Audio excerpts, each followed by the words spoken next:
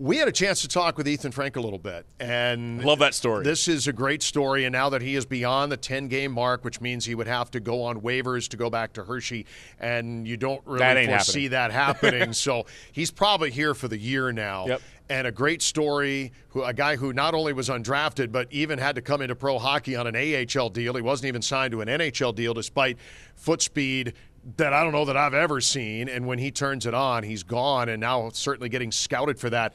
Really fun to see what this has been here over the last now 10, 11 games. Absolutely. And your mind kind of races, no pun intended, when you think about that speed, and you wonder if giving him a few more minutes might pay even more dividends, because, he is remarkably efficient. He does a lot in the little bit of time he gets. I feel like having played in the minors for a number of years, I think that helped him make this jump. Played in college for a number of years as well. He's a 26-year-old, so he's not coming up wide-eyed. And yeah, the NHL's a new beast for him, but he knows the tricks of the trade. He's been around pro hockey for a number of years now, and I think that's helped him kind of hit the ground running. We had a chance to catch up with Ethen just a little while ago here at MedStar Capital's Iceplex as he gets ready to get onto the power play tonight against Florida. All right, happy to have Ethen Frank with us here on the set. And if you're watching the power play this evening, watch out for this guy. You and Alexei Protas inserted into the unit for the last game against Winnipeg, but never really got a chance to get out there very much. How much are you looking forward to having the chance to get a little power play time tonight? Yeah, I'm excited. I'm hoping to catch Florida off guard a little bit with how fast I'm coming down ice, and I'm working to retrieve pucks and helping the guys out wherever I can. From a mental standpoint, now that you've passed that threshold for waivers, are you able to kind of relax a little bit?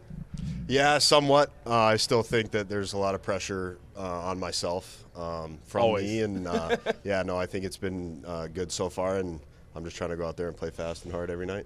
Just generating the offense that you have. I think about the goal in Seattle. I think about the assist that you had on Lars' goal in your first game up here. Speed's a weapon. It's fun watching you skate. How have you felt now, maybe after 10 games, of that comfort level of saying, hey, you know what, I can handle this up here? Yeah, no, it's been really good so far. I felt like the first few games it was a little easier to catch guys off guard with the speed, and so I think there's been some pre-scouts now, and I'm just going to have to figure out how to beat guys a little more now. So take me back a couple of months, maybe even a couple of years. You see guys around you down in Hershey getting called up, and you're not getting your number called. Who kept you believing that your moment was going to come someday?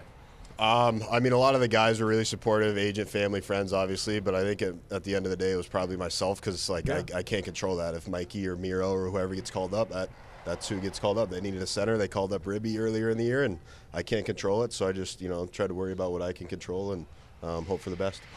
Was around you guys a lot in the last two springs and Calder Cups, and I'm curious the influence that Todd Nelson's had on you specifically, and the environment maybe even in a big picture in Hershey where winning is a standard, and being able to play important hockey in June is not something that most guys get to do and get a chance to cut their teeth on a little bit. How much did that experience over the last 2 years, coaching staff, environment there, everything mean to you in getting you to this point now? Yeah, I think it was a huge help. Being my first 2 years pro and winning back-to-back championships, I don't think anybody could have asked for anything more. And so I'm really grateful for that experience. And Nelly and the coaching staff down there does a great job of just getting you to be you and play your game and fit it into the system really well. So it's been a lot of fun. To that point, down in Hershey, you played probably 18, 20, 21 minutes mostly. Up here, it's more like 10, 11, sometimes 12. How much of an adjustment has that been, and what's kind of helped you, get in sync? Because you clearly are able to produce with fewer minutes. Yeah, no, it's been not a huge adjustment. Thankfully, the guys have been, easy to talk to and helping me out and, saying good job, nice shift, nice work, nice speed or whatever it may be. But I think it might help me recover more, so I'm able to skate faster and, have more effort on the ice each shift. I know it has. You've been doing it for 10 games now, but playing on the same team with Alex Ovechkin, having grown up in a time where he was getting tons of goals and now you're in the same dressing room with him, is that feeling ever going to go away for you, or as he creeps up on 895 here and you might be there for it? For me, no. I don't think it'll ever go away. He's still, every day he walks in with a smile on his face, and I'm still a little starstruck from it. So it's really cool to experience that day in and day out and just kind of see how he presents himself and, approaches every day. It's really cool.